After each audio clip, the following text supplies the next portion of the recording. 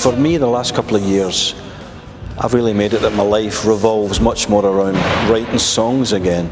Probably 80% of my time is doing that. And it presented what became a nice problem because there was a volume of material. Now, some of it sounded to me like it would have fitted with Simple Minds, but a lot of it sounded like it wouldn't fit. I liked what I was hearing, but it created a dilemma. What was I going to do? I certainly didn't want to start another band because I like the band I'm in, I love the band I'm in, and there's a lot more to come from the band I'm in. And I didn't want to do a normal blank Jim Kerr album, it just didn't get the creative juices going. So I had to come up with this concept, and of course the concept I came up with is Lost Boy, and I don't think I'd be able to do that before now. The music itself was taking me back. There was a sense of nostalgia that was taking me back to a time and place. Not only a musical time and place, but a time and place within my own life. Period of when I was between 18 and 22. Obviously not quite a boy, but not a man either. And I started to imagine if that kid had access to the studio that I had access to the musicians, access to the equipment, what kind of music would he make now, given from what I could recall his passions? And all of that really came to me in the last year. I'd never ever thought about doing anything outside of Simple Minds up until now.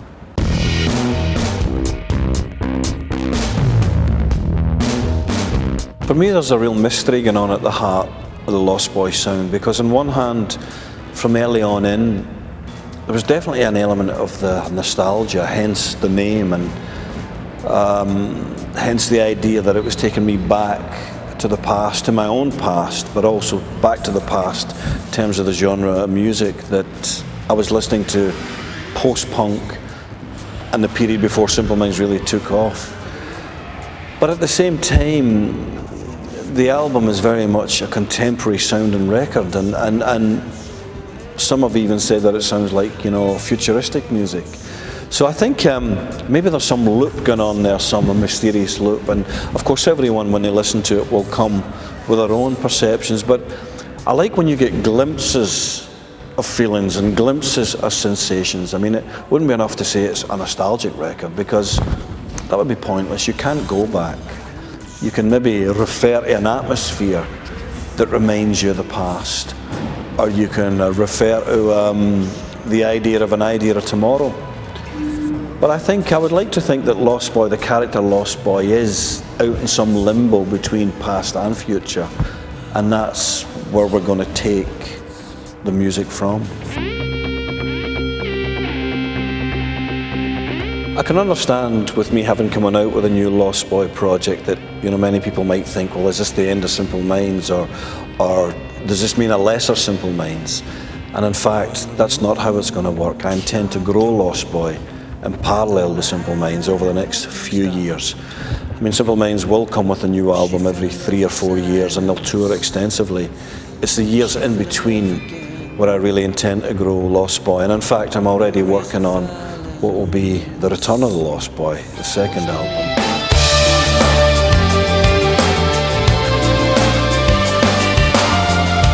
I felt that I really wanted to cover a lot of bases with Lost Boy. I mean, there's a huge part of me wanted to have great pop songs, really upfront pop songs, and I think the album starts off with the first 4 or 5 songs that are structured towards that. I think they've got great atmospheres, and I think although they're pop songs, they're edgy pop songs.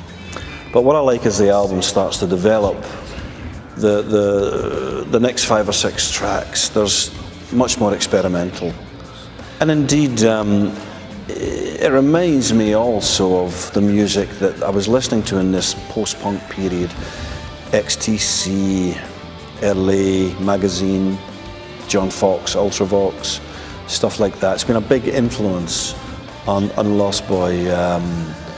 And in fact, that even brings to question the whole idea of being influenced, and I'm pretty sure from what I read and hear, there's a fair amount of bands that have been influenced by the work that I've been involved in through the years.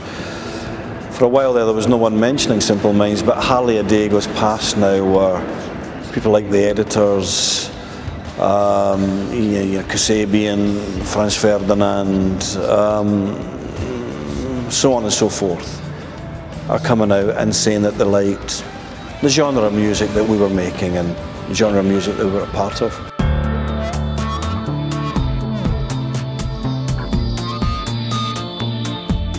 I knew from the first couple of tracks that we put together, I knew from the first sort of couple of songs that I wrote with Jez Code, the producer of LOSTBOY, that LOSTBOY was definitely born to play live, because I think the music is fantastically dynamic, and I like other things I've been involved in it in the past, I'm sure it will come up another few gears when we play live. So I'm obviously looking forward to not only the release of the album, but within a week of the album release we do our first set of dates, and they really are back where we start. They're in the smallest rock clubs throughout the UK and indeed Europe, and of course that'll be a change for me, having been used to much bigger venues over the last decades. But I think the LOSTBOY has to go and earn his stripes. He's got to go in at the bottom level and hopefully really blow people away, and I think it'll be quite a surreal experience for me, but also a surreal experience for people who have followed Simple Minds through the years, to see me in this tiny club. But what's more important is that they feel this really powerful music that I want to take around the world, and that I want to grow quick and artistically as much as I can over the next few years.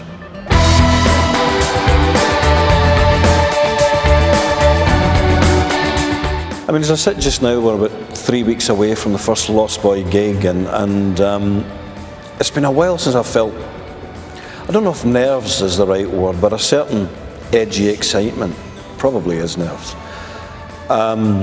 Because I've never done this before. First of all, I've never played with these musicians. I've never gone on and played a full set of brand new songs. I mean, even in our early days, Simple Minds, our first gig we played 5 or 6 songs. But this will be 14, 15, 16 songs, never played live before. And also the fact that it's a new band as well. I mean, it's quite a challenge. But the goal really is to show the potential. I mean, great live bands only become great through playing non-stop and playing year on year and year. Obviously, LOSTBOY is starting from point A, so we don't have that. We don't have the time to get our chops together. We've got to hit the ground running. But I'm convinced that the potential of the project will come across equally as vivid live as I'm convinced it does on the record, and that is the goal. But I'm getting nicely nervous about it. That's just a fact.